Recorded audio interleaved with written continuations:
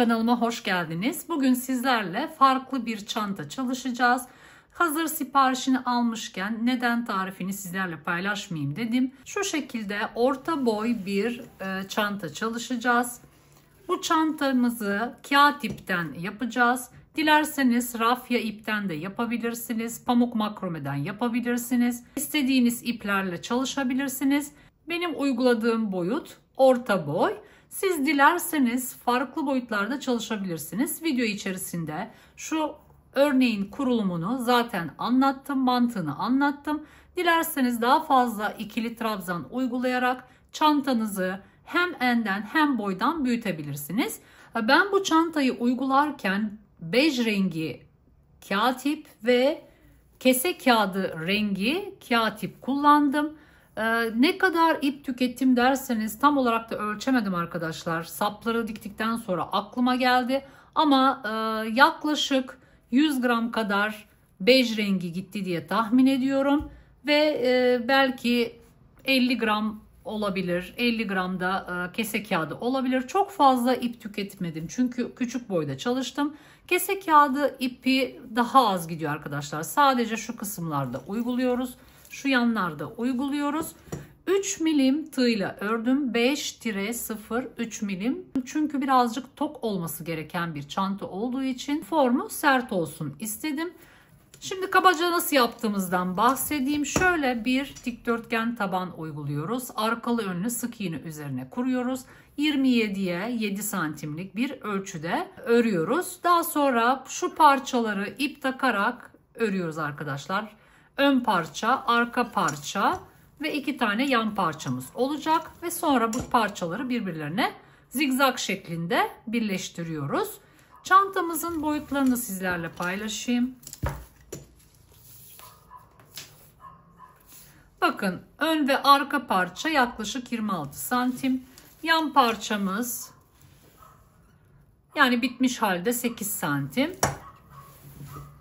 Boyumuzu ölçeyim tabana kadar. Boyumuz da yaklaşık 17 santim. Tabanımızda bakın 27 santime 7 santim. Ben bu çantada şöyle plastik bambu saplar kullandım. Yani hakiki bambu saplar değil, plastik olan saplardan kullandım. Çok yakıştığını düşünüyorum. Ve şu şekilde aksesuar taktım. Bu aksesuarı belki bulabilirsiniz. Hazır olarak da bulabilirsiniz. Veya kendiniz bile kolaylıkla bunu yapabilirsiniz. Deri parçalarınız varsa yapabilirsiniz. Püskülü de kendim yaptım. Bunu video içerisinde nasıl yaptığımı da gösterdim. Evet, astarından bahsedeyim. Astarını da kendim diktim. Her ne kadar çok tecrübem olmasa da dikiş konusunda ama yavaş yavaş öğreniyorum. Yani epey bir çantalarımda kademe atladığımı düşünüyorum. Şu şekilde tabanı olan, dikdörtgen bir tabanı olan bir astar hazırladım. Bakın şu şekilde ve cep yaptım. Astarımı da elle monte ettim. Tam şu hizada monte ediyoruz. Bir sıra alttan monte ediyoruz ve gizli dikişle monte ediyoruz. Normal poplin bir kumaş kullandım ama sizin elinizde dak kumaş varsa daha iyi olur arkadaşlar. Daha tok olur. Benim elimde olan renk buydu. Evet, çok şık bir çanta oluyor arkadaşlar. Ben çok beğendim. Umarım sizler de beğenirsiniz. Dilerseniz artık vakit kaybetmeden hemen yapımına başlayalım. Evet, bej rengiyle başlıyoruz. Tabanımızı bej rengi yapacağız. Şimdi 16 adet zincirle başlıyoruz. 3 milim tığ kullanacağım. Önce bir kilit yapıyoruz. Ve 16 adet zincir çekiyoruz.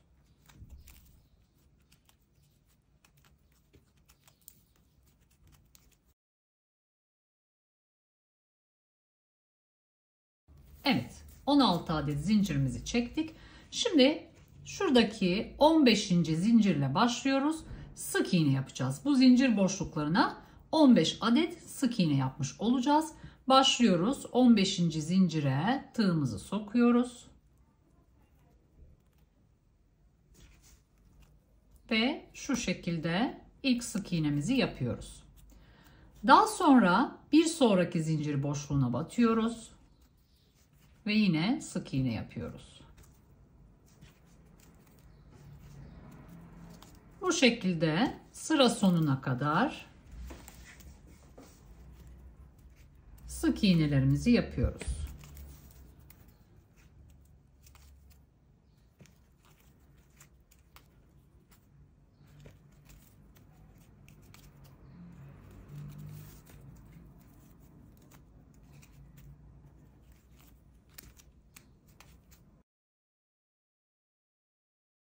Benim ipim ince olduğu için 3 numara iyi geldi bana. Sizin ipiniz eğer kalınsa 3,5'la da örebilirsiniz. Biraz daha tok olsun istiyorum çantanın. Kalıp gibi duran bir çanta çünkü. Bakın sona geldim. Şurası benim düğümüm. Düğümden önceki ilk zincirime batıyorum. Ve son sık iğnemi tamamlıyorum. Şimdi şu şekilde saymanızı istiyorum. 1, 2, 3, 4, 5, 6, 7, 8, 9, 10, 11, 12, 13, 14. Bakın 14. Şunu da sayıyoruz. 15. Şimdi yani 16 zincirle başladık. İlk sıramız 15 adet sık iğne olacak. Şimdi şöyle yapıyoruz. Arkalı önlü öreceğiz.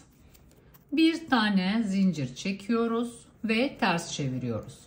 Şimdi hemen bakın ilk gelen, bakın şurası benim zincirim. Hemen ilk gelen boşluğa dibindeki sık iğnenin tepesine batıyorum. İlmek alıyorum şu şekilde ve sık iğnemi yapıyorum. Ve devam ediyorum. Bütün sık iğnelerin tepesine batarak sık iğnelerimizi yapıyoruz.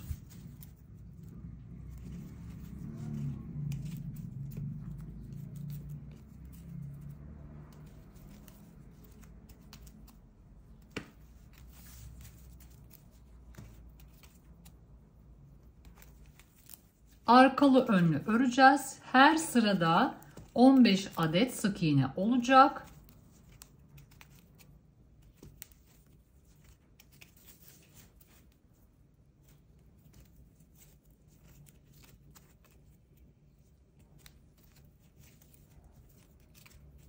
Bakın.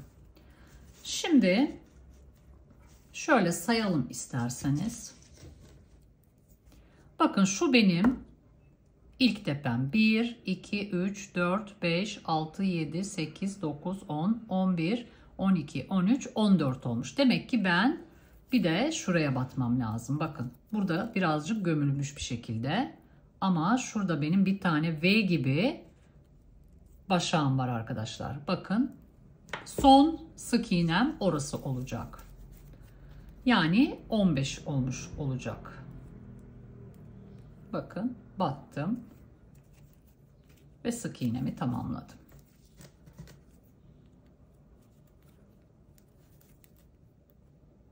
Şöyle çekeyim birazcık.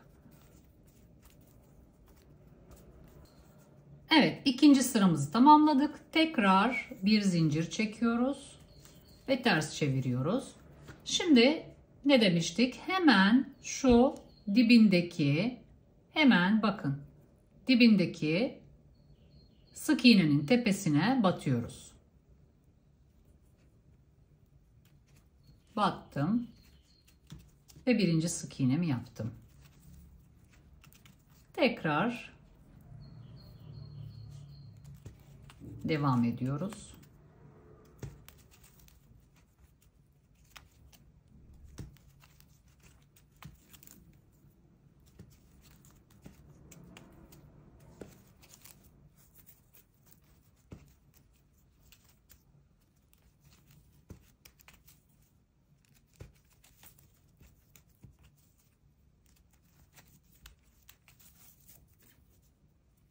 Sıra sonuna kadar bu şekilde örüyoruz.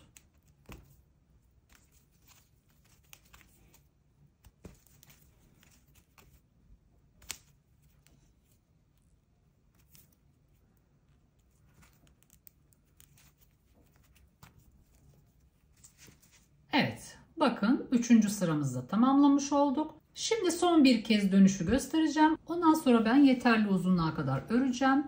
Bir uzunluk ölçüsüne bakacağım arkadaşlar ve size kaç sıra ördüğümü söyleyeceğim. Şimdi sıra sonuna geldik. 4. sıraya geçeceğiz. Tekrar bir zincir çekiyoruz. Ve yine şu dibindeki sık iğneye, boşluğa batarak sık iğnelerimizi yapıyoruz.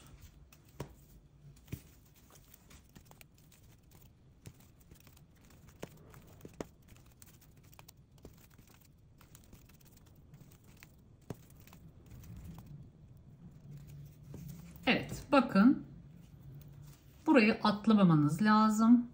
Şurası benim son sık iğnemin tepesi. Buraya batıyoruz.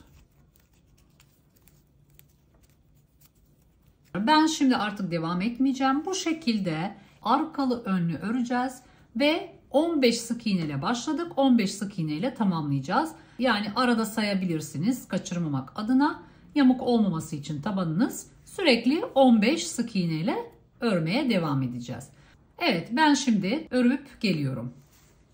Ben tabanımı tamamladım. Şimdi size ölçü vereceğim. Bakın yaklaşık 28,5 santim uzunluk ve 7 santim genişlik. Şimdi ben toplam 54 sıra arkalı önlü sık iğne ördüm. Şimdi arkadaşlar burası benim zincirle başladığım kenar. Yani bakın ipim de burada zaten. Şurada 2 tane belirleyici koyuyoruz. Bakın bu ilk sıra sık iğnem, hemen o sık iğnenin altına koydum. Bakın. Hemen sık iğnenin altına. Burada da aynı şekilde hemen sık iğnenin altına koydum. Şimdi benim şurası ön yüzüm. Bakın ön yüzüm burası. Bakın sık iğnelerimden belli.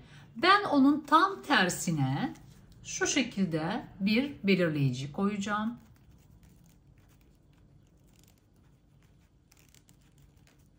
Şu şekilde bir belirleyici koyacağım.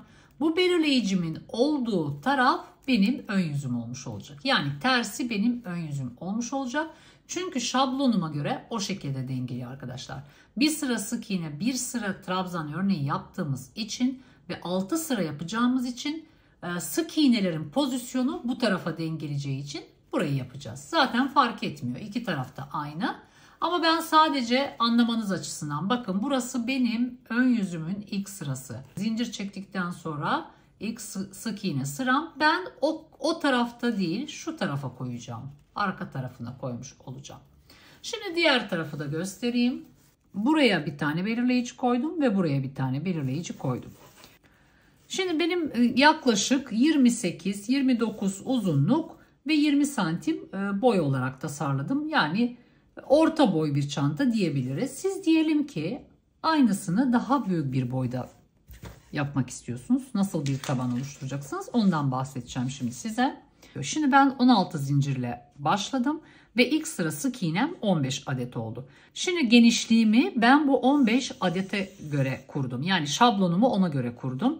Şöyle 16 zincirden sonra 15 sık iğne oluyor. Bu da 4 örnek yapıyor arkadaşlar. Yani şöyle, şimdi 1, 2, 3, 4, 5, 6, 7, 8, 9, 10, 11, 12, 13, 14, 15 sık iğnem var. Şimdi burası 15 sık iğne. Nasıl yapıyoruz? Şu kenarlara birer trabzan yapacağız. Çünkü o trabzanların içinden ben daha sonra etrafını sık iğne doluşacağım. O yüzden buraya bir trabzan yapıyorum. Bir tane boşluk bırakıyorum. Daha sonra yan yana zincirlere 2 trabzan, 1 boşluk, 2 trabzan, 1 boşluk, 2 trabzan, 1 boşluk, 2 trabzan, 1 boşluk ve tek trabzan. Yani burada 1, 2, 3, 4 tane örneğim olmuş oluyor. İkili trabzan. Bunu ona göre kurdum. Yani bu benim ara parçamın şablonu. Peki uzunluk şurası nasıl olacak? Şu uzunluk nasıl olacak? Şöyle koyayım. Şuradaki uzunluk nasıl olacak? 54 sıra arkalı önlü örüyoruz. 54 sıra ördük. Bu 17 örnek yapıyor. Şablonu şu şekilde arkadaşlar. Şimdi burada benim toplam 54 tane sık iğnem var. Yani ben burayı her bir sırayı sık iğne yaptığım zaman benim 54 tane sık iğnem olacak ilk sırada. Dolayısıyla yine aynı mantıkla buralara sık iğne geleceği için kenar kısımlara birer trabzan yapıyorum. Bir boşluk bırakıyorum. 2 trabzan, 2 trabzan, 2 trabzan, 2 trabzan. Bu trabzanlarım benim kaç olmuş oluyor? 1, 2, 3, 4, 5, 6, 7, 8, 9, 10, 11, 12, 13, 14, 15, 16. Bununla beraber ikili ya. 16, 17. 17 tane örneğim olmuş oluyor benim. Bunun formülü nedir? 3'ün katı artı 3. Yani siz mesela 54 sıra değil de 3 daha kattığınız zaman 57 yaparsanız 18 örnek çıkartmış olursunuz. 60 yaparsanız 19 örnek çıkartmış olursunuz şu ikili trabzanlardan. Bu şekilde 3'ün katı artı 3 olarak şablonunuzu büyütebilirsiniz. Yani bu örneğinizi büyütebilirsiniz. Ben şimdi 54 sıra ördüm. Benim için yeterli. Şimdi bazı aslında birazcık arttırdım. Daha öncekilerde ipim daha kalındı. Aslında 51 yapmıştım. 51 sıra. Bunu da hadi birazcık daha arttırayım dedim. Çok fazla uzun yapmadım arkadaşlar. Çünkü bu orta boy bir çanta. Yani yeterli gelecek. O yüzden 54 sırayla devam ediyoruz. Yani bu işin mantığı bu şekilde. Şimdi devam edelim örmeye. Şimdi ipimiz burada kalmıştı. Şimdi yine git gel şeklinde 6 sıra öreceğiz. Ama bu artık bizim gövdemizin ölçüsü olmuş olacak. Yani gövdeyi yapmış olacağız. O yüzden buraya belirleyicileri taktık. Bu artık öreceğim sık iğne, ilk sıra sık iğne gövdemin ilk sırası olmuş olacak arkadaşlar. O yüzden karıştırmayalım. Şimdi başlıyoruz. Yani değişik bir şey yapmayacağız. Burada kalmıştık. Şimdi gövdemin ilk sırasıyla başlıyorum. Yine bir zincir çekiyoruz. Dönüyoruz. Şuraya sık iğnemizi yapıyoruz.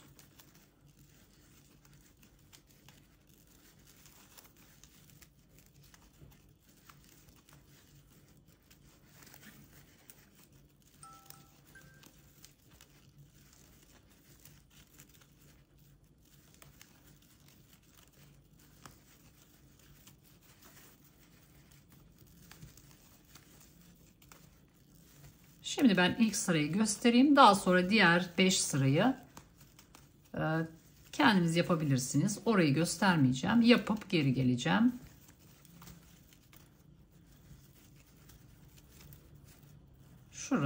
Şuraya sokuyoruz. Burası ortak olmuş olacak arkadaşlar. Yani bu tarafa giderken ortak olmuş olacak. Evet. Bakın. Gövdemin ilk sırasını yapmış oldum. Şimdi tekrar bir zincirle geri dönüyorum. Ve ikinci sıraya başlıyorum.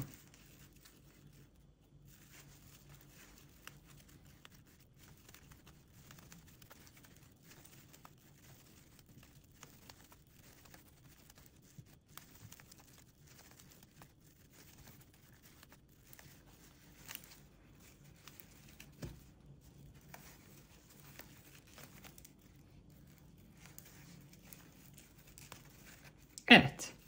Bakın 1, 2. 2 sıra gövde çıkmış oldum. 1, 2, 3, 4, 5, 6, 7, 8, 9, 10, 11, 12, 13, 14, 15. 15 sık iğne ile devam ediyorum. Şimdi ben 4 sıra daha öreceğim. Yani 2 sıra ördüm. 4 sıra daha örüp geri geleceğim. Yani toplam 6 sıra sık iğne yapmış olacağız.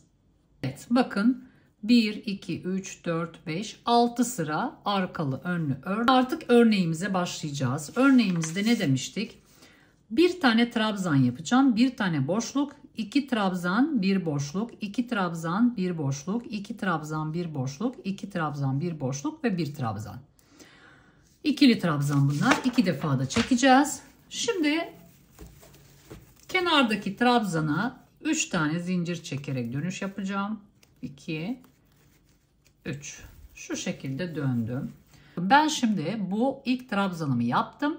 Bu boşluk ona ait. Bakın 1, 2, 3, 4, 5, 6, 7, 8, 9, 10, 11, 12, 13, 14, 15 boşluğum var. Bu boşluğu kullandım. Şimdi ikili trabzan yapacağım. Tığıma ipimi doluyorum. Bu değil, dibindeki değil, bu değil, şu. 2 defa da çekiyorum. Önce ikisini, daha sonra ikisini.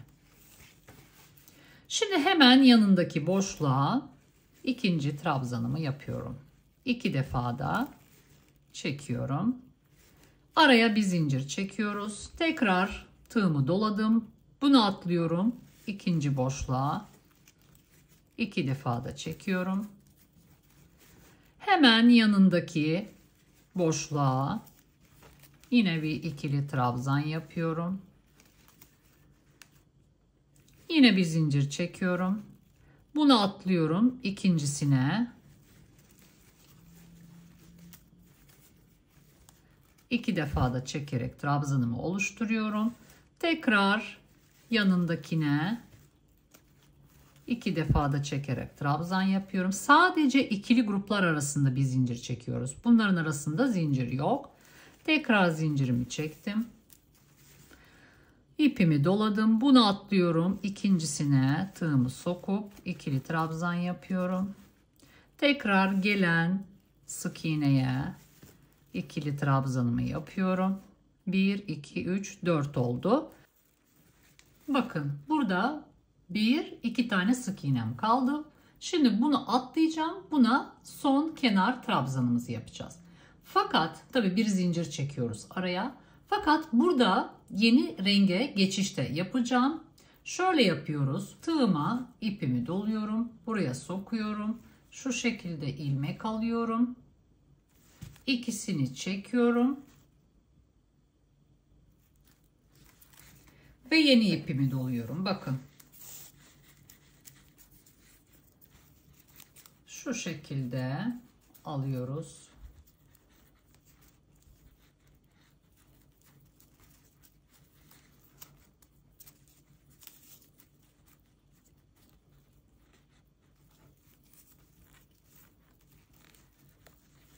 Şu yeni ipimle alıyorum şu şekilde. Bakın aldım.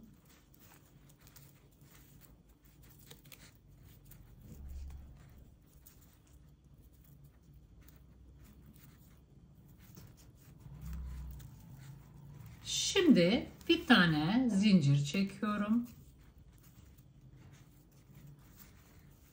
Bakın bir tane zincir çektim ve ters çeviriyorum. Şimdi bu sırada sık iğne yapacağız. Nerelere batacağız? Bakın ilk önce şu trabzanın üzerindeki tepeye batıyorum. Ve ilk sık iğnemi yapıyorum. Daha sonra bir tane trabzanların arasındaki boşluğa yapıyorum. İkinci sık iğnemi yaptım. Şimdi şu 2 tane trabzanın tepesine batacağım. 1, 2. Şimdi boşluğa bir tane sık iğne yapacağım. Şimdi trabzanın tepesine bir tane yapacağım. Diğer trabzanın tepesine boşluğa yapacağım. Şimdi şu 2 trabzanın tepesine birer tane sık iğne yapacağım. Şimdi boşluğa bir tane yapacağım. Trabzanın tepesine bir tane. Diğer trabzanın tepesine bir tane. Şimdi burada 1, 2, 3 var. Şu 3. zincire ortası olmuş oluyor. Yani boşluğa bir tane sık iğne yapacağım. Ve şuraya ikinci zincirden bir tane şu şekilde yapıp tamamlayacağım. Şimdi burada benim 15 tane olması lazım. Sayalım. 1, 2, 3, 4, 5, 6, 7, 8, 9, 10, 11, 12, 13, 14, 15. 15 yaptık. Şimdi tekrar şu örneğin aynısını yapacağız. Yani bir sıra örneğimizden, ikili trabzanımızdan bir sıra sık iğne, bir sıra örneğimizden bir sıra ikili trabzan şeklinde devam edeceğiz. Bu arada bakın ön yüzümüz burası, arka yüzü bu şekilde oluyor sık iğnelerimizin.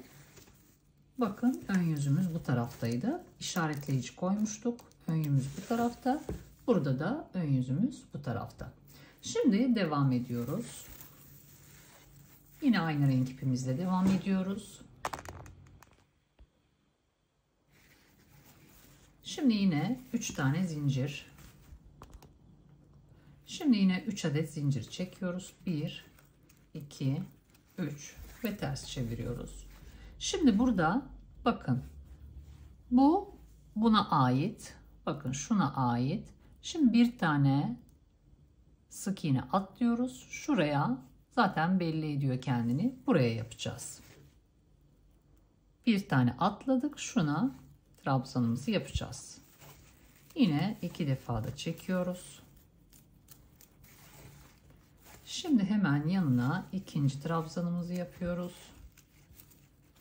Arada bir zincir çekiyoruz.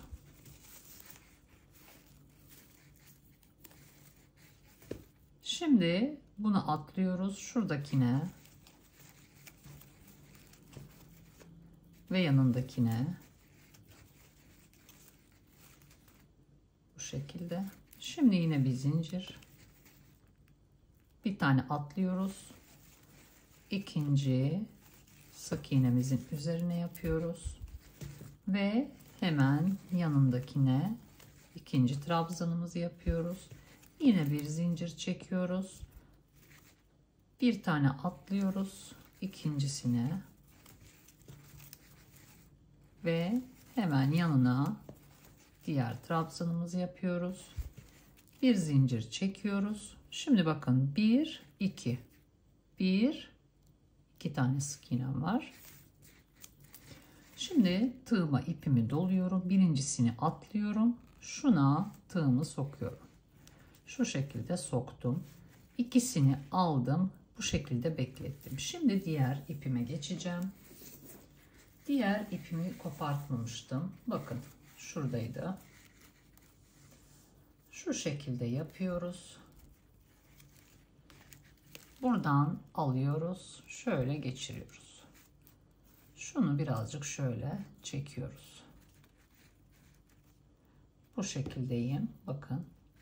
Şimdi sık iğne yapacağız. Bir tane zincir çekiyorum ve ters dönüyorum. Şimdi hemen dibindekine demiştik. Bakın hemen şuna şu şekilde sık iğnemi yaptım. Şimdi boşluğa yapıyorum bir tane. Şimdi trabzanın üzerine yapıyorum. Şimdi yine trabzanın üzerine yapıyorum. Şimdi araya yapıyorum.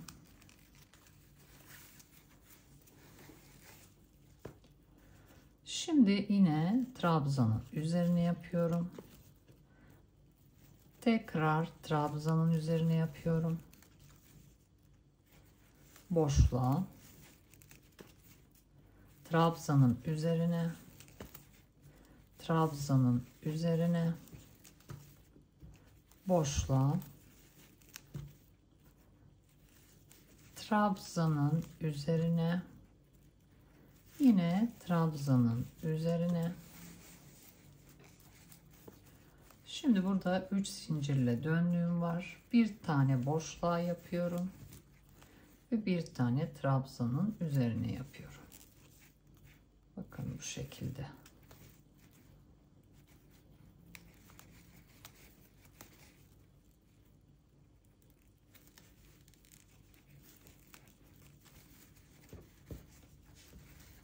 Evet, ben bu şekilde 7 sıra trabzan sırası örmeye devam edeceğim. Nasıl yapacağım? Bej ile başladım, bej ile bitireceğim. Son sıram bej olmuş olacak. Her zaman sık iğneyi yaptığımız zaman bu yeni sıranın rengi sık iğne sayıdan itibaren başlamış olacak. Yani şu şekilde izah edeyim size. Şimdi biz bej rengiyle başladık. Bej rengiyle başladık. Daha sonra ikinci sırada ne yaptık? Hasır rengi yaptık. Hasır rengi yaptık ama sık iğne sırasında başladık. Daha sonra bej rengine geçeceğiz. Burada da yine sık iğne sırasında bej rengine dönüyoruz.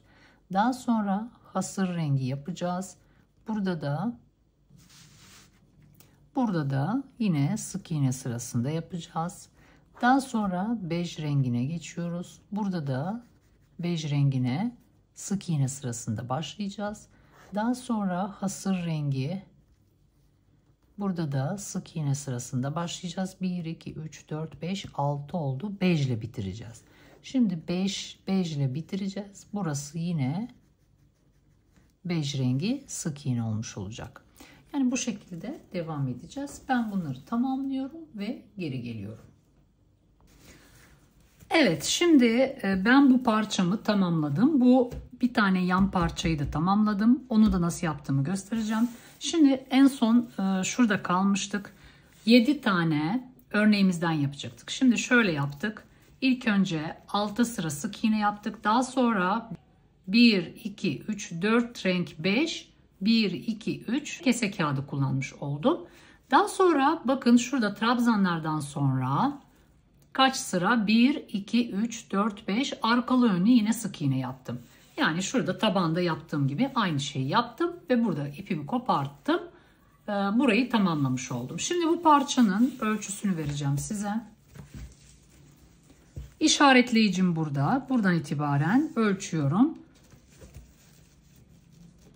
Yaklaşık 17 santim kadar çıkmışım. Şimdi şu parçayı nasıl yapacağımı size önden anlatayım. Daha sonra bu kısmı beraber yapacağız. Bu kısmı başını gösteririm. Devamını siz zaten tamamlayabilirsiniz. Çünkü bu taraf aynı bu şekilde olacak. Ama şurada işaretleyicilerin nereden başlayacağımızı onu size göstereceğim. Şimdi burada ne yaptım? Aynı metotla yapıyoruz arkadaşlar. Sadece şu trabzan sayımız değişiyor. Yine burada 1, 2, 3, 4, 5, 6 sıra sık iğne öreceğiz. Buradaki sık iğnemiz 54 adet olması lazım demiştik. 54 adet olacak. Yani bu 54 sayıya göre bu trabzanları oluşturuyoruz. 54 sayısına göre 1, 2, 3, 4, 5, 6, 7, 8, 9, 10, 11, 12, 13, 14, 15, 16, 17 ikili trabzanımız olmuş olacak. Kenarlarda da birer trabzanımız var. Bunu da 1, 2, 3, 4, 5, 6, 7 şeklinde, yani bununla aynı olacak şekilde. Çünkü şu şekilde birleştireceğiz onları. Burada da yine 1, 2, 3, 4, 5 sıra sık iğne ile tamamlamış olacağız. Şimdi ben bunun başını göstereceğim arkadaşlar. Sonra devamında zaten siz rahatlıkla örebileceksiniz. Evet, şimdi birazdan örmeye başlayacağız. Fakat burada çok önemli bir şey söyleyeceğim arkadaşlar. Umarım burayı kaçırmazsınız. Atlatarak videoyu kaçırmazsınız. Sökmek zorunda kalırsınız. Şunu söylemek istiyorum. Şimdi benim için burada sık iğnelerimin ön yüzü ve arka yüzünün aynı olması çok önemli. Yani bu parçanın ve bu parçanın şu sık iğneleri, bakın ön yüzü bu, arka kısmı bu. Yani tabii ki bu kısmı koymayacağız. Burası içte kalacak. Burası ön tarafta kalacak. Dolayısıyla onu yaparken çok dikkatli olun. Şimdi ben ne yaptım? Bakın buraya başta bir tane belirleyici koymuştum. Ne demiştim? Burası benim ön yüzüm demiştim. Bütün belirleyici bir tane parçayı yaptıktan sonra ortaya çıkıyor. Sonra buna göre ben ne dedim? Belirleyicimi koydum. Ön yüzüm burası dedim. Yani bunun sık iğnelerin ön yüzünü belirledikten sonra belirleyicim koydum. Artık dedim ki ön yüzüm burası olacak benim. Diğer 3 parçayı çok dikkat edin yaparken. Yani şu ön yüzü renkliden ve bejden, renkli de daha çok anlaşılıyor. Ön yüzü olmasına dikkat edin. Şunu demek istiyorum özetle. Ama çok önemli burası. Umarım kaçırmazsınız. Burası ön yüzü olmama rağmen, desenim ön yüzünde çıkmasına rağmen biz ön yüzünden başlamıyoruz. Yani biz tersinden başlıyoruz. Yani ben bunu tersinden başlatacağım. Bakın burada tersinden başlamışım. Ön yüzü zaten sık iğnemin. Bu parçayı buradan başlayamayacağıma göre örmeye sağdan sola şuradan başlayacağım. Şuradan başlayacağım ve yani arka yüzünden başlamış olacağım. Umarım anlatabilmişimdir. Şimdi sağdan sola doğru bu şekilde başlayacağız. Ters yüzüyle başlamış oluyoruz. Belirleyicim burada yani. Özeti bu. Şimdi burada belirleyicim vardı bakın. Şuraya tığımı sokuyorum. Yine bej rengiyle başlıyoruz. Burada 54 sık iğne olması lazım arkadaşlar. Şimdi 54 sık iğne olarak öreceğiz. Yanlışınız yoksa 54 çıkması lazım. Benim sayılarımla tabii çalışıyorsanız. Şimdi şu şekilde ilmek alıyorum. Artık bunu çıkartıyorum. Şuradan çıkartalım. Şöyle bir kere dolayacağım. Bir tane sık iğne yapacağım. Normalde ben bu şekilde sık iğne yaparken bir tane daha yapıyorum tepe oluşsun diye. Ama burada kalınlık yapacağı için şu köşelerde bunu yapmayacağım. Buraya bunu birinci sık iğnem olarak sayacağım. Yani böyle yapanlar da var zaten de ben genelde diğer yöntemle yapıyorum. Şimdi bunu da yapmayacağım. Şimdi ipimi gezdireceğim arkadaşlar. İpimi gezdirerek her bir sıranın deliği belli zaten. Şu. Her birine batacağım. Şimdi birinci sık iğnemi yaptım. İkincisine batıyorum. Ve sık iğne yapıyorum. 2 oldu. Şimdi bir sonrakine batıyorum. 3 oldu. Bir sonraki 4, 5, 6,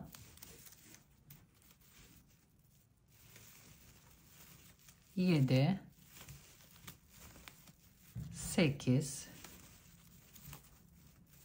9, 10, 11,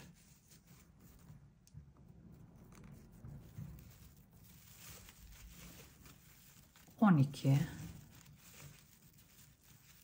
13, 14, 15. Şunu keseceğim artık.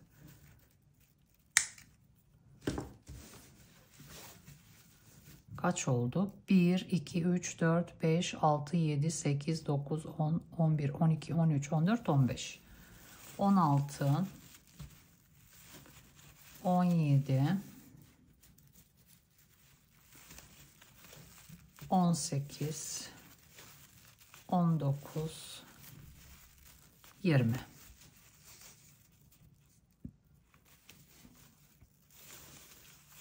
21,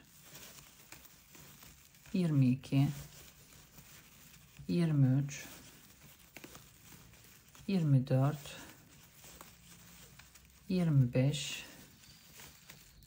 26, 27, 28,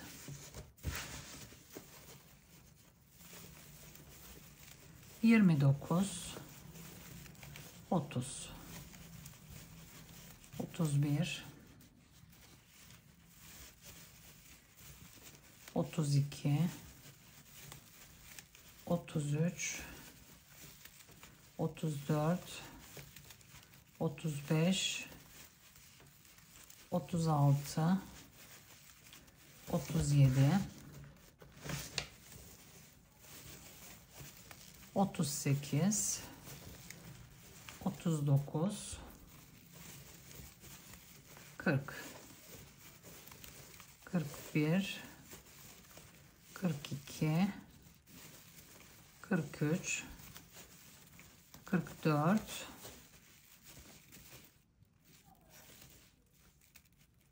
45,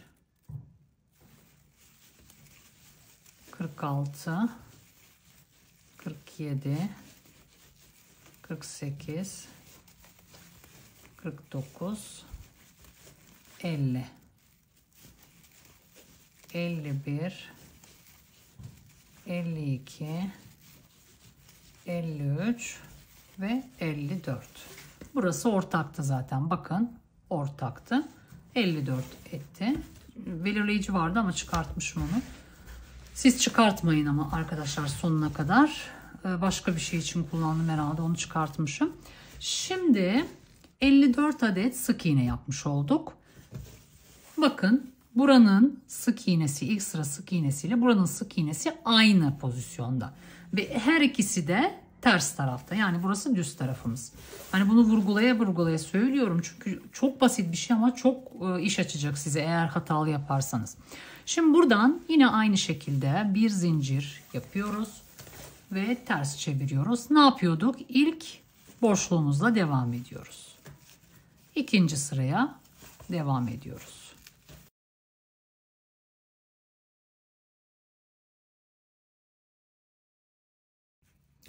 Evet. Bu şekilde gideceğiz, geleceğiz. Yani şöyle 6 sıra yapacağız. Daha sonra 7 sıra yapacağız örneğimizden ve daha sonra 5 sırada bu bölümü öreceğiz ve tamamlamış olacağız. Ben artık devam etmiyorum çünkü aynı şey. Yani şurada yaptığımızın aynısını yapıyoruz. Sadece farkı ne? Burada 15 sık iğnemiz var. Burada 54 sık iğnemiz var. Burada 4 tane örneğimiz var. Burada 17 tane örneğimiz var. Yani bütün sayılar tamamen aynı. Neden? Şöyle, çünkü birleştireceğiz onları. Şimdi burayı ben sonra tamamlarım. Ben size şimdi şu tarafı göstereceğim arkadaşlar. Nasıl yapacağımızı. Onu da göstereyim. Daha sonra hepsini tamamlayacağım ve birleştirme kısmını göstereceğim. Şimdi ne demiştik? Bu taraftan başlamayacağız demiştik. Burası ön yüzü. Burada da aynı şekilde şu taraftan başlıyoruz. Şimdi bakın, belirleyicim burada. Ortak noktalarım bunlar demiştim. Şurası bir ortak noktam. Çıkartmıştım bak, sık iğnemi battığım yer. Burası diğer ortak noktam. Şimdi şuradan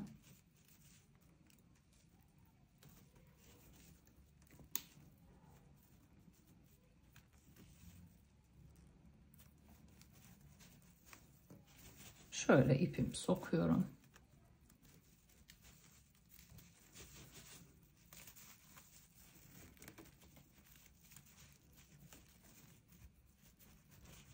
Şimdi bunları gezdirmeyeceğim arkadaşlar. Çünkü çok kalınlık yapacak burada. Daha sonra saklayacağım ben bunları. Şöyle bir tur yapıyorum. Şuradan sarkan ipleri daha sonra sık iğne sırasında da gezdirebiliriz. Şimdi neden? Çünkü burada şunun üzerinden geçeceğim. Bakın şu biraz cılız oluyor ilk sıra. O yüzden onun üzerinden geçeceğim için kalınlık zaten yapacak. O yüzden gezdirmeyeceğim. Bir tane şöyle ilmek alıp zincir yaptım. Hemen şuraya, burada yaptığım gibi. Bu benim birinci sık iğnem. Daha sonra bakın hemen şurada belli zaten. İkinci sık iğnem. Daha sonra üçüncü sık iğnem. Dördüncü sık iğnem. 5.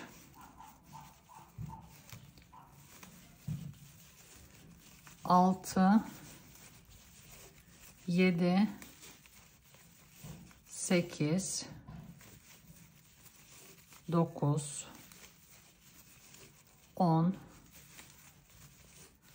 11. 12.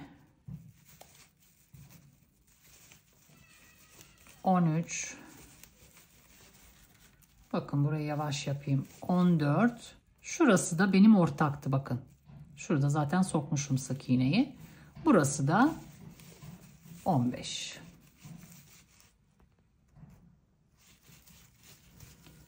Bakın şu ortak noktadan başladım. Bir tane buraya zincir yapmış oldum. Yani ilmekle zincir. Bunu birinci sayıyorum. 2, 3, 4, 5, 6, 7, 8, 9, 10, 11, 12, 13, 14, 15. Yani bu ilk başlangıç zincirimizdi. Biraz cılız olduğu için üzerinden geçmiş oldum.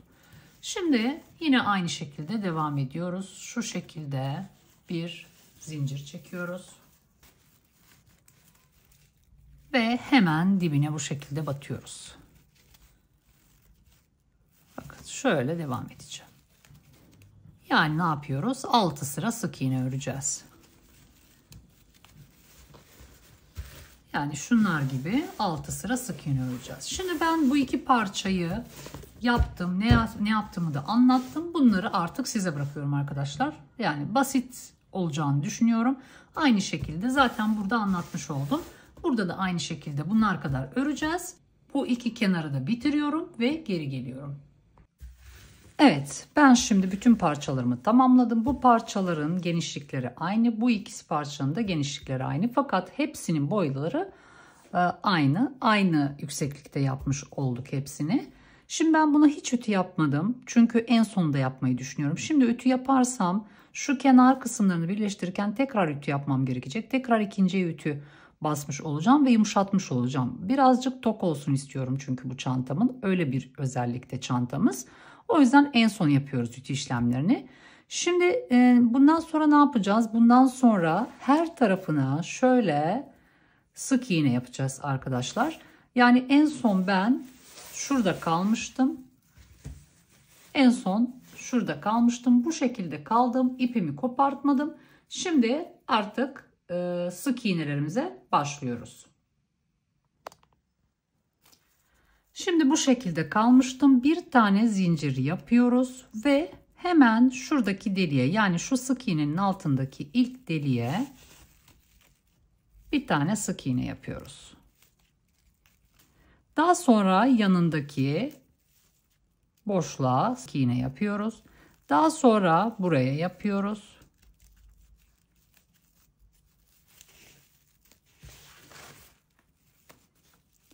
Daha sonra buraya yapacağız. Ve geçerken şuraya bir tane daha yapacağız. Çünkü uzak kalacak. Şimdi buraya 2 tane yapacağız. Trabzanın arasına 2 tane yapıyoruz.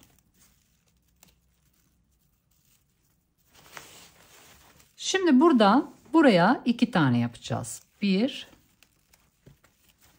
tanesini de şuraya batacağım. 2. Şimdi buraya boşluğa 2 tane. Buraya yine 2 tane yapıyoruz.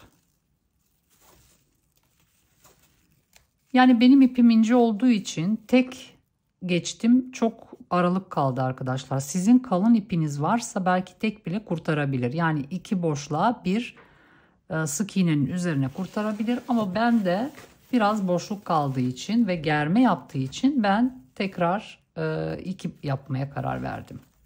Şimdi buraya yine 2 tane. Buraya 2 tane.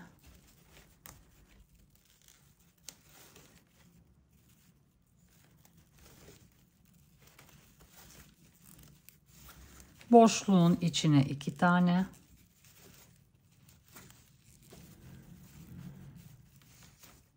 Bu şekilde hiç germe yapmadı.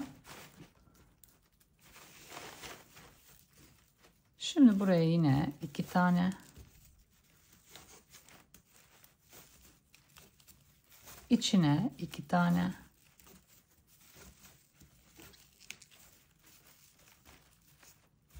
Gayet güzel oluyor tığlamamız. Şimdi buraya sık iğnenin üzerine yine 2 tane. Trabzanın içine 2 tane.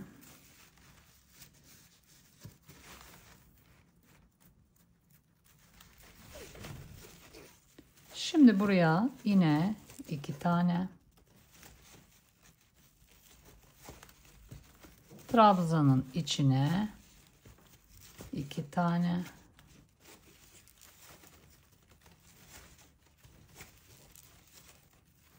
Buraya bir tane deneyeceğim şimdi. Yeterli geldi bir tane.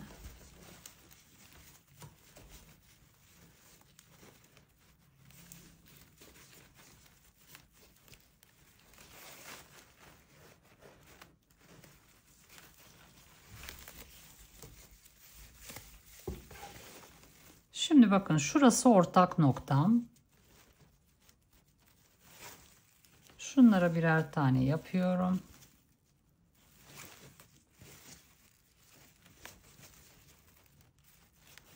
Şurası ortak noktamdı. Ortak noktama geliyorum. Buraya bir kaydırma yapacağım. Şuradaki ipimi de içine alacağım. Şuraya bir tane.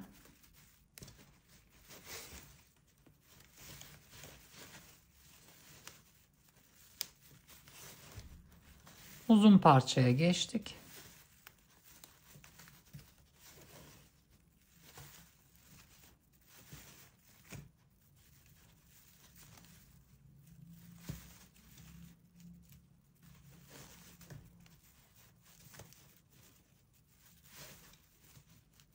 Şurayı keseceğim artık.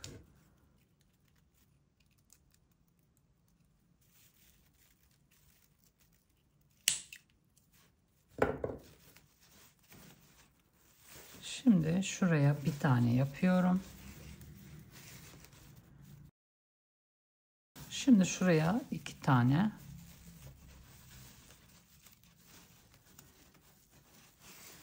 Şimdi şu ipimi içine alacağım. Buradaki ipleri muhakkak içine alın. Çünkü düğüm atmadık biz bunlara. Kopartmadan sürekli bir üst sıraya geçtiğimiz için daha sonra kesmiş oldum. Hiçbir düğüm olmadığı için buraya da 2 tane yapacağım. Yani muhakkak gezdirin onları.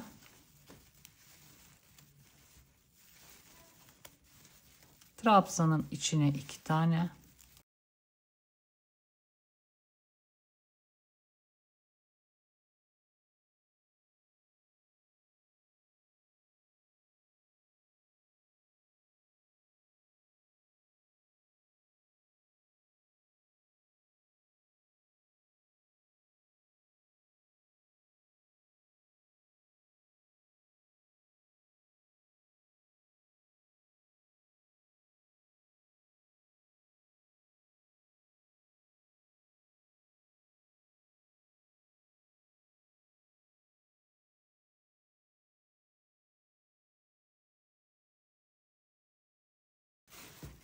Şunu keseceğim.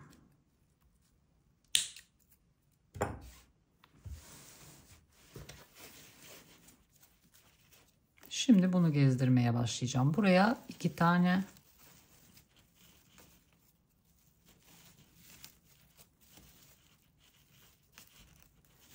Trabzanın içine 2 tane.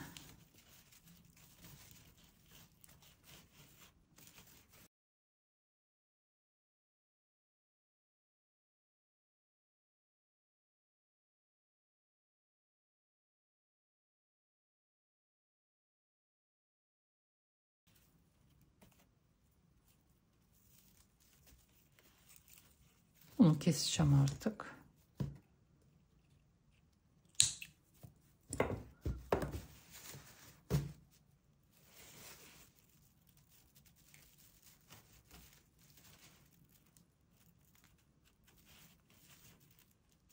Buraya bir tane sık iğne yaptım. Şimdi burada bu şekilde kaldık. Son sık iğneye de battık ve burada ipimizi kopartıyoruz. Şöyle birazcık uzun kopartacağım. Belki birleştirmede lazım olur diye. Ne olur ne olmaz. Şu şekilde çıkartacağız. Düğüm atmıyoruz. Oraya kalınlık yapmayalım.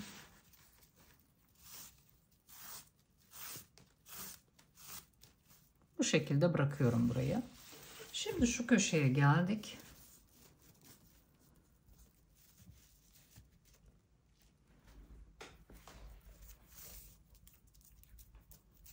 Şöyle yeni ip takacağız. Buraya düğüm atmıştık. Burayı düğüm atmayalım. Şöyle şuradan geçireceğim onu.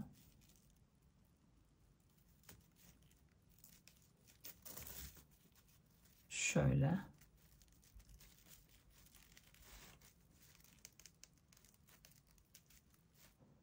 Yani düğüm atmıyorum ki kalınlık olmasın diye. Şimdi yeni ip takacağız. Şu yeni ipi şuraya takacağım. Şöyle bir tane zincir yaptım. Şimdi aynı noktaya yine bir tane sık iğne yapıyorum. Ve devam ediyorum. Şu ipleri de içine alabilirsiniz.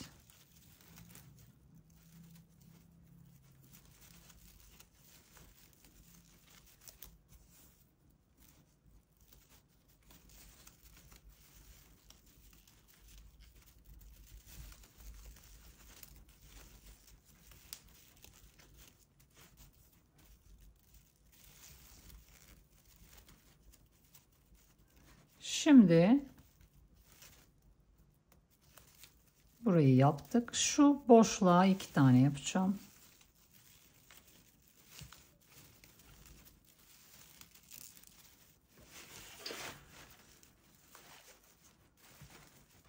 Buraya 2 tane yapıyoruz.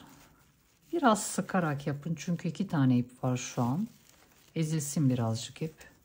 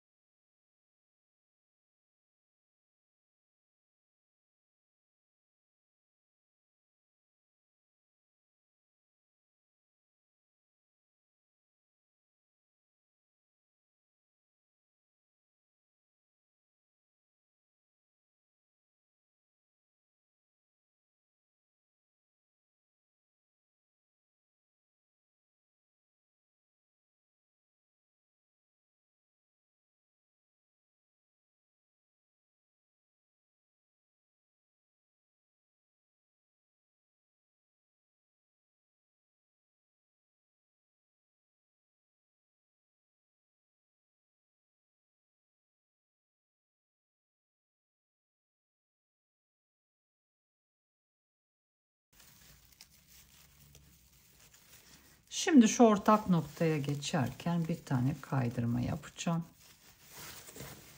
Çünkü üst üste 2 tane sık iğne yaparsak orada tam bir köşe dönüşü olmaz.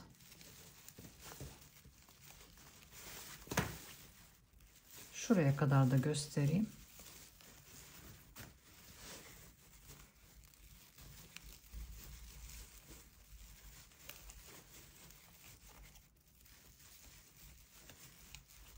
Evet, buraya da 2 tane yaparak devam ediyoruz.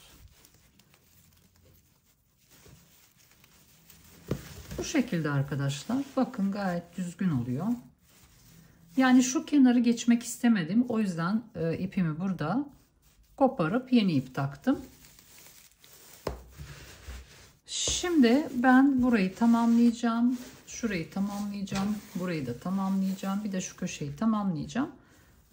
Hepsine ip takarak yapacağım tabii ki. Çünkü burayı da dolaşmak zorunda kalacağım ipi kopartmazsam. O yüzden o şekilde yapacağım. Şu iplerimizi de eğer böyle yaptıysak şöyle sökün arkadaşlar. Sökülmesin diye yapmıştım. Bakın şu şekilde şuradan çıkartın. Şöyle çıkartın. Şuradan gezdirin biraz. Daha sonra içine alarak sabitleyin. Şimdi ben bu etrafını dolaştıktan sonra bir de keçe koymayı düşünüyorum arkadaşlar. Burası ön yüzü şimdi benim. Burası arka yüzü. Bakın belli oluyor arka yüzü. Şöyle keçemi de hazırladım. Siz de tabanınız ölçünüzde tabanınız kaç çıkarsa şu şekilde çok taşmayacak şekilde bir keçe koymanızı öneririm. Çünkü bu öyle kalıp duran bir çanta. Yani taban çökmemesi lazım. Veya kanvas koyabilirsiniz. Kanvas da olur. Hangisi kolayınıza gelirse. Ama şeyi önermiyorum. Çanta beslemeleri çıktı biliyorsunuz. Onu önermiyorum. Çünkü o çok tokluk yapmaz. O biraz daha hafif sert olması gereken çantalarda bence. Yani olur mu olur yine ama bunun verdiği sonucu vermez diye tahmin ediyorum. Biraz daha yumuşak kalır. Bu kalın bir keçe koyuyorum buraya. 3 milimlik keçe kullanıyorum. Yani bayağı sert oluyor çantamız. Şimdi ben bu etrafını sık iğneleri tamamlıyorum ve geri geliyorum. Birleştirmeyi yapacağız. Daha sonra sapımız kalıyor. Bambu sap takacağız. Siz dilerseniz farklı bir sap da koyabilirsiniz. Yani çantaya uygun farklı elinizde olan başka bir sap da koyabilirsiniz. Ama ben benim kendi bambu sapımı size göstereceğim. Nasıl yerleştirdiğimi ve nasıl çantaya monte ettiğimi. En son onu göstereceğim. Şimdi ben sık iğnelerimi tamamlayıp geri geliyorum. Evet bakın her tarafına ben etrafına sık iğne geçtim. Bu kenarlara geçmedik. Hiçbir kenara geçmedim. Yine 5 sıra olarak kaldı burası. Şimdi artık birleştirmeye geldik. Şu aşamada ben bu keçemi koymuyorum arkadaşlar. Çünkü tamamen birleştirdikten sonra yani milim de olsa sıkıştırsın istemiyorum. O yüzden birleştirdikten sonra koyacağım. Zaten ben şu şekilde yapıyorum. Önce yapıştırıyorum yapıştırıcıyla, daha sonra misinayla şuralardan şu kenar uçlardan sık aralıklarla iğneliyorum ve biraz da şu ortalara şu şekilde geçiyorum kalkmasın diye. O şekilde yapıyorum. Yani şu aşamada yapmayacağım onu. En son birleştirme işlemini yaptıktan sonra yapacağım. Şimdi bu uçlarda iplerimi uzun uzun bıraktım ben. Yani her bir uçta ip takarak yapmıştık. Onları bıraktım. Şimdi birleştirmede kullanacağım onları. Şimdi burası bizim ön yüzümüz. Bunu artık çıkartıyorum. Şimdi birleştirmeyi yapalım. Mesela şuradan başlayalım.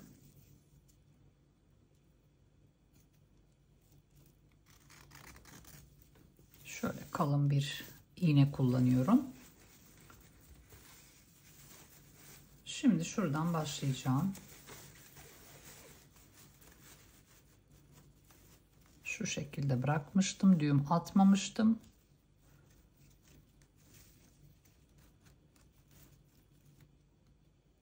Şimdi şuradan önce şöyle geçireceğim.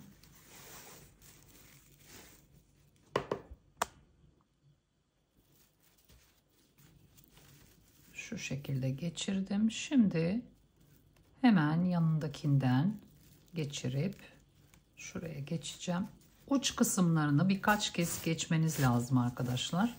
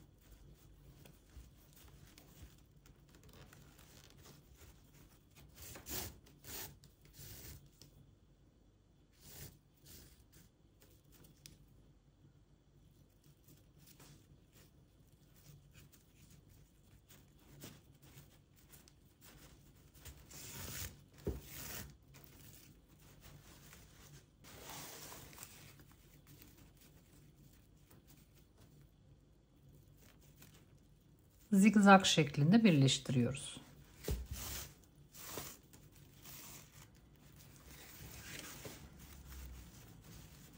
Hiç ütü yapmadım şimdi. Onu da söyleyeyim. En son yapacağım.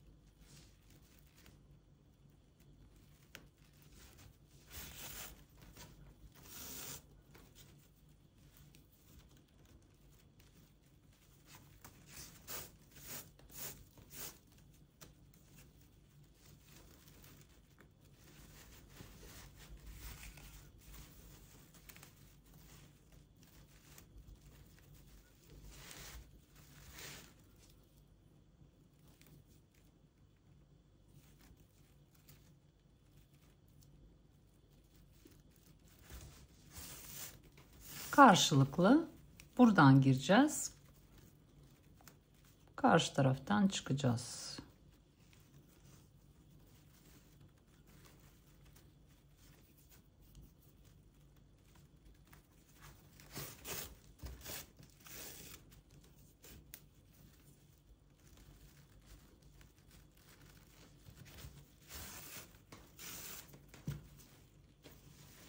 Bakın bu şekilde bir birleştirme yapacağız. Birazcık daha göstereyim.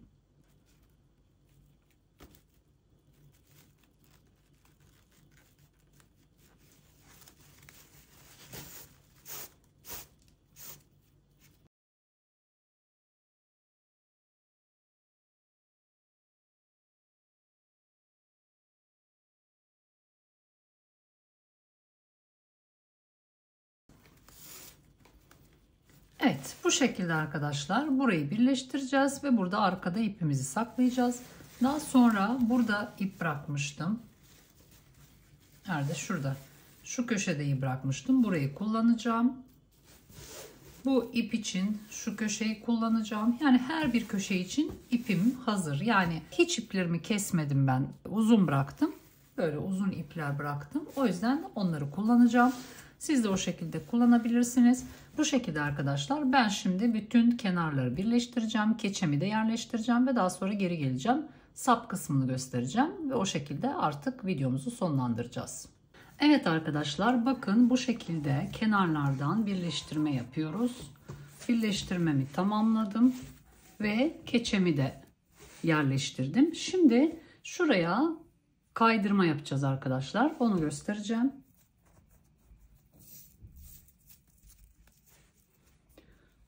Şimdi kaydırma yapacağız. Şu köşeden başlıyorum.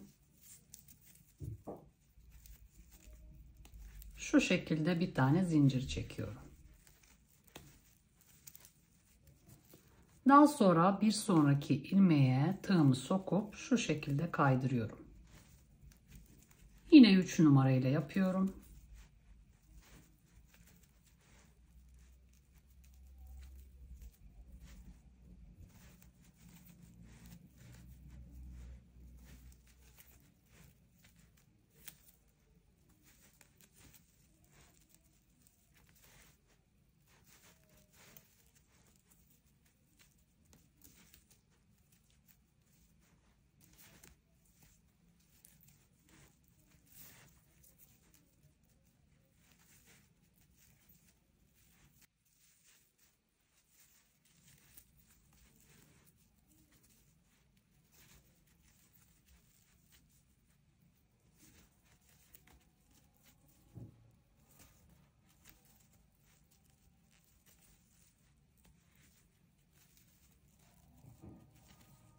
Bakın şuraya geliyorum şimdi.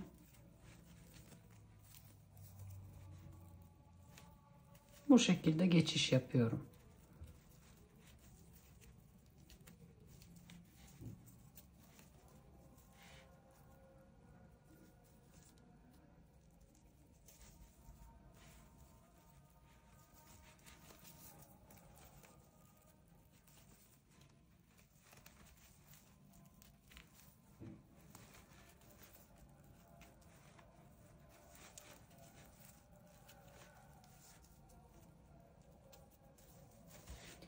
Ben her tarafına bu şekilde kaydırma yapıp geliyorum. Evet, şu noktadan kaydırmaya başlamıştım. Şöyle döndüm. Bakın ne kadar güzel oluyor, sert oluyor. Daha kaliteli gözüküyor çantamız bunu yaptıktan sonra. Bakın bir kalınlık oluyor burada. Şimdi başladığım nokta burası. Buraya geldim. Birleştirmeyi göstereceğim. Bakın şu en son şuraya yaptım. Buraya da geçişle bitireceğim. Güzel bir geçiş yapacağım. İpimi kopartıyorum. Şurayı şöyle çıkartıyorum. Fazla ezmeden ipimizi çıkartıyoruz.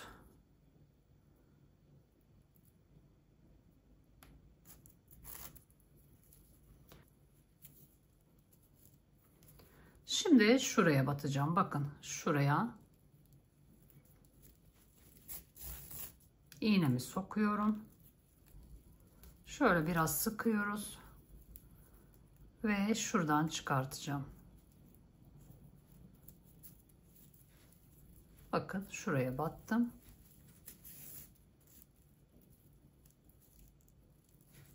Şöyle birazcık sıkıyoruz. Bakın gayet muntazam oluyor. Daha sonra birazcık gezdireceğim.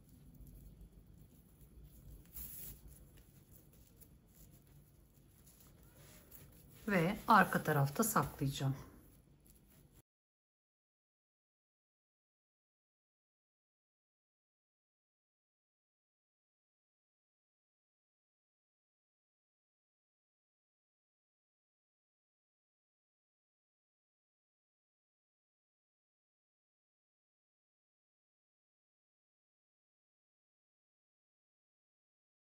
Evet, bu şekilde arkadaşlar.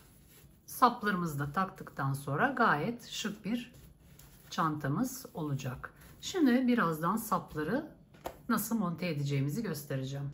Şimdi arkadaşlar saplarımız şu şekilde, bakın şu şekilde sap kullanacağım. Nasıl yerleştireceğimizi söyleyeceğim şimdi. Şimdi şöyle yerleştiriyoruz. 1, 2, 3, 4 tane trabzan bırakıyoruz. Tam şu 4. trabzanın bitiminde. Bu da aynı şekilde. Bakın 1, 2, 3, 4. Bu da aynı şekilde denk geliyor. 4. trabzanın bitiminde başlıyor. Sıra olarak da 1, 2, 3, 4. Yani şu 4. sıra hizasında. Yani amacım tam şuraya denk gelsin. Şu metal parça tam şurada denk gelsin şeklinde. Yani o şekilde yerleştireceğim. Şimdi şöyle yapıyoruz. Bakın şuradan 1, 2, 3, 4. Şuraya önce ipimi sabitleyeceğim. Buraya daha sonra astar geleceği için zaten kapatacak orayı.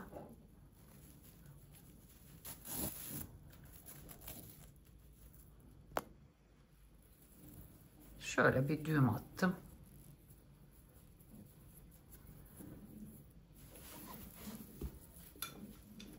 Şimdi şuraya bakın 1, 2, 3, 4. Hemen 4'ün bitimine şu şekilde yerleştireceğiz. Tekrar bir kontrol edelim. Evet. Şimdi tam şu hizada bulunacak. Şöyle 1, 2, 3, 4 dedik. Şurada olacak. Hemen şuradan başlıyorum.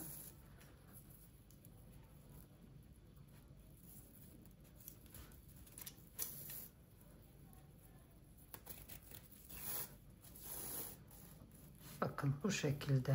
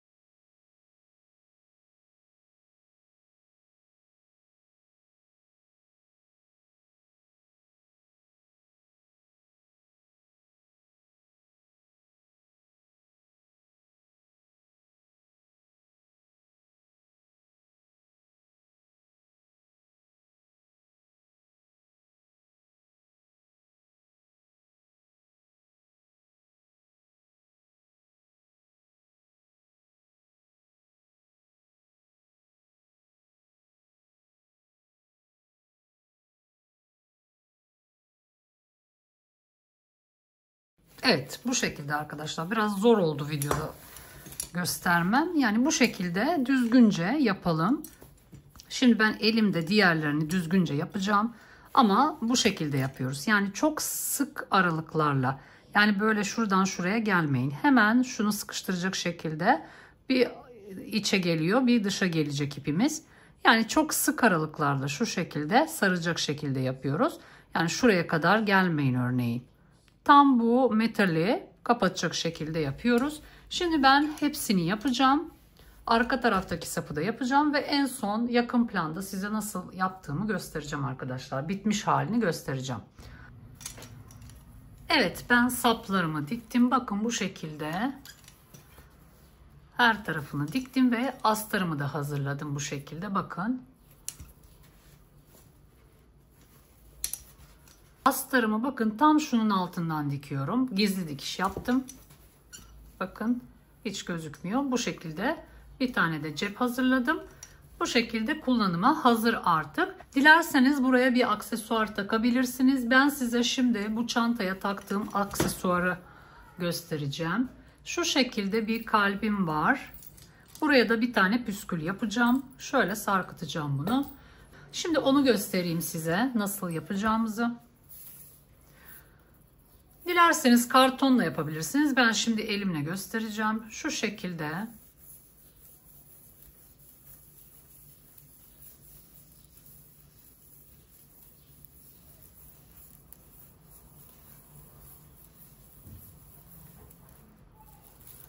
Birkaç tur. Evet. Yeterli gelecek.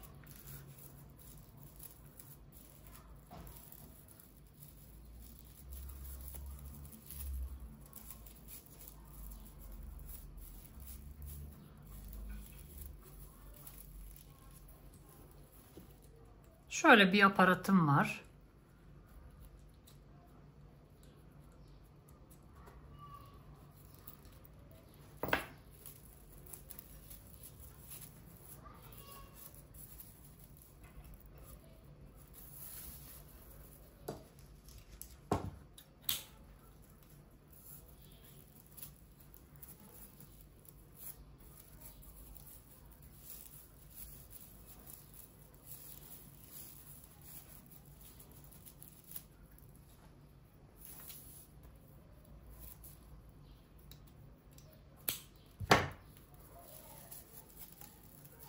Şimdi şuradan geçireceğim.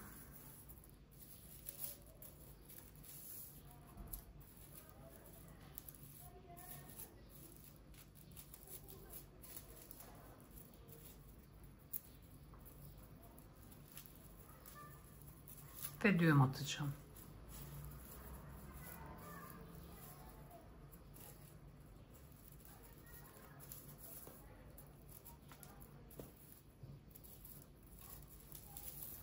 Şöyle çeviriyorum. Tersinde kalsın.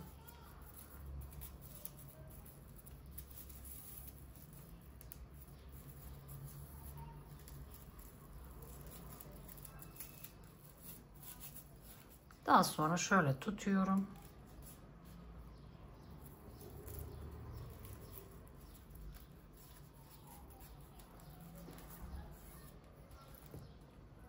Evet.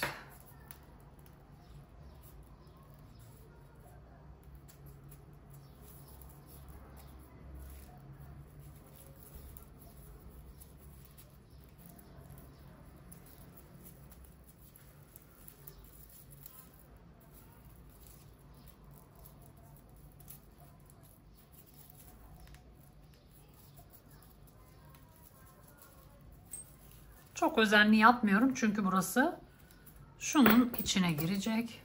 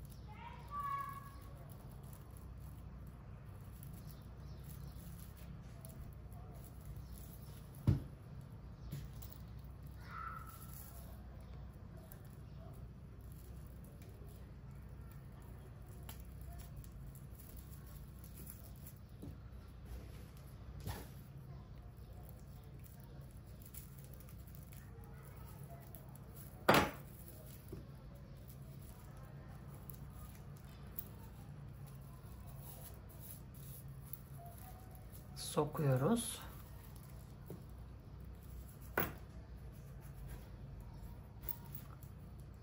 Şu çivisini takacağım, biraz kurusun.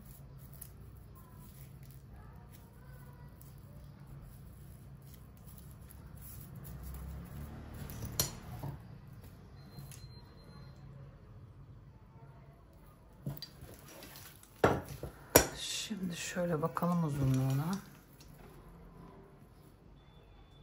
Evet. Şimdi şurayı keseceğim.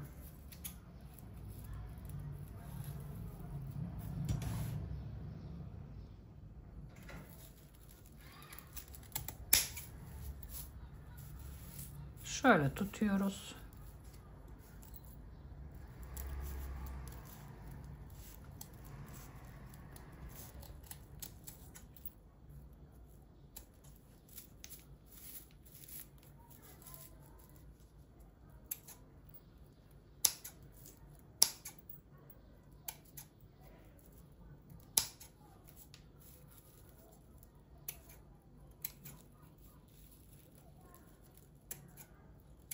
ve püskülümüz hazır.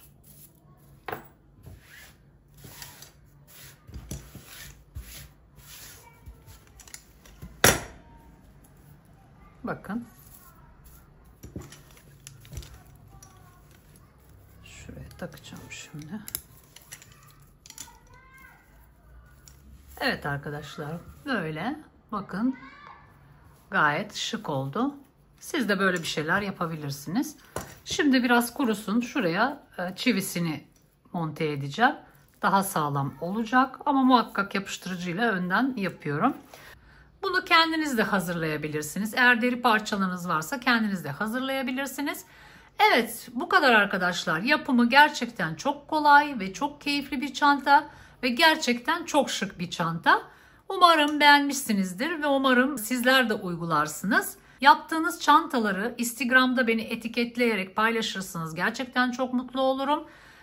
Beni buraya kadar izlediyseniz teşekkür ediyorum ve yine bir hatırlatmayla videomu sonlandırmak istiyorum. Eğer hala kanalıma abone değilseniz ücretsiz abone olabilirsiniz, beğenebilirsiniz ve yorumlarda bulunabilirsiniz. Yorumlar kısmında görüşlerinizi paylaşırsanız gerçekten mutlu olacağım. Çantayla alakalı olabilir, farklı sorular olabilir. Oradaki yorumlara da zaman buldukça bakıyorum ve yanıtlamaya çalışıyorum. O zaman artık veda edelim. Bir sonraki videoda görüşmek üzere. Şimdilik hoşça kalın.